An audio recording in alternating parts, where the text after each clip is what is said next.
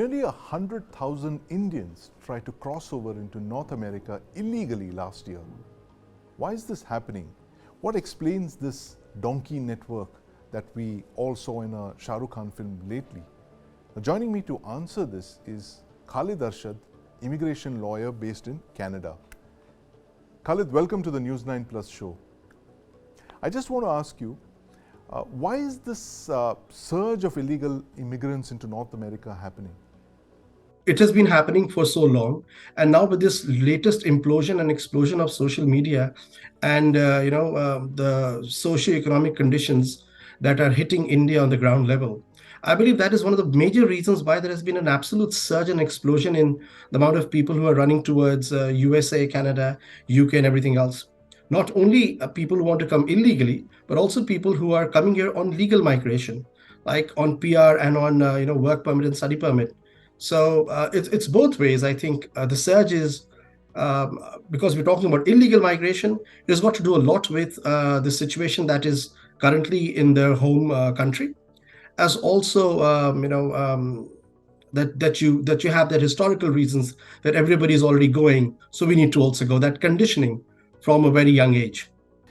Now, why are more Indians taking this Central America route into the United States? There is no specific reason as such that why, because these people, you need to understand, they are in a position of take it or leave it, right? So they are usually at the whims and fancies and the mercies of these agents, consultants, or donkers, who you want to call them. So I mean, beggars can't be choosers, right? If they can get the money intact, they just go to the agent and are like, you know what, just get me through. They don't have any autonomy or freedom to decide which route they want, which route they don't want. So the first person on the boat actually ships out. It's something like that. So there's no preference as such that why they're taking the Central America route. Technically, logistically, yes, because it is the route that has been taken by a lot of people earlier. It is only now that it has come into the public glare. But it has always been the route, from my understanding, that Central America has been the easiest route to get into the USA and then further on to Canada. So there's no recent trend or that only now for the first time people are resorting to Central America. It's always been that. What's the latest trend that you've noticed in this illegal migration pattern that sends these migrants into the United States? Western countries, you also need to understand that they don't welcome illegal immigration, but in a way they sort of look the other way. So surveillance in terms of Western countries to block illegal immigration has not been really put on the high threshold, because these countries also sort of want people to come in a way, so as to say. So it is not that illegal immigration is increased because that there is increased surveillance. It is just that it has always been there, and these countries, whatever they do, whatever surveillance they do, people are still going to find some way or the other. So it's not to do with the surveillance of the countries, but the intention of the people who want to come. So for instance, for Canada and for USA, their borders are still very much porous to let people in. So despite knowing that there is a spike in illegal immigration, to my knowledge, there has not been any renewed or sustained efforts to increase surveillance or to put in place measures that don't allow for people to get in. Are Canada and other Western countries, have they increased surveillance?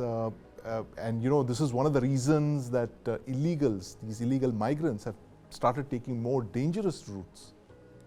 And a parenthesis fashion, this has always been happening, right? And people have been using a lot of ways to get into. Chartered flights have been in the play for quite some time. And in terms of significance, this is really significant because now the authorities have been alerted, or at least the public has been alerted to these flights being operated, donkey flights, because usually people used to take those normal commercial flights. Chartered flights have been going on for quite some time. It's only now because of this, the Watry refueling incident, that this has come into the fore. So significance, yes, it might definitely impact a lot of people who are taking these routes. The touts would be a little bit more careful, but This is just, I mean, it's not going to stop. It's going to keep on happening the way just this has been happening. And we'll see new and new means and methods of people trying to get in through flights and boats and whatnot. So you may even have, if there's a new vehicle or new means of transportation in the future, you'll see people try to migrate in that as well. Now, we recently saw a case of a chartered flight being hired by illegal immigrants to go enter the United States via Nicaragua. How significant is this recent case? This is a question that really touches my heart, and frankly, you need to understand the reason why people want to go. I mean, even if you give them the entire world on a platter, they would still want to go. That is what a human heart is all about. So the reasons that people usually leave their home countries, whether India, Pakistan, Bangladesh, or any of these countries, Latin America, is the fact that they think that they will have a better life abroad.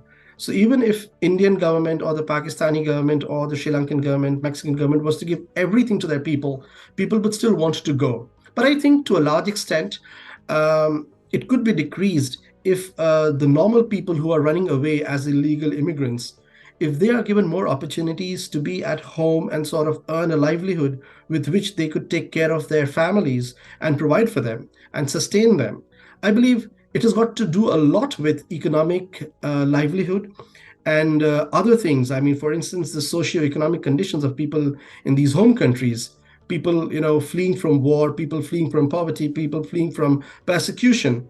So if these things could be taken care of, not only that employment is generated or people are getting to earn their livelihood, other things from which people are fleeing, right? Like I said, poverty and all these things, if these could be taken care of at the ground level by these countries, then perhaps this exodus to foreign countries would sort of decrease largely, right? If not totally.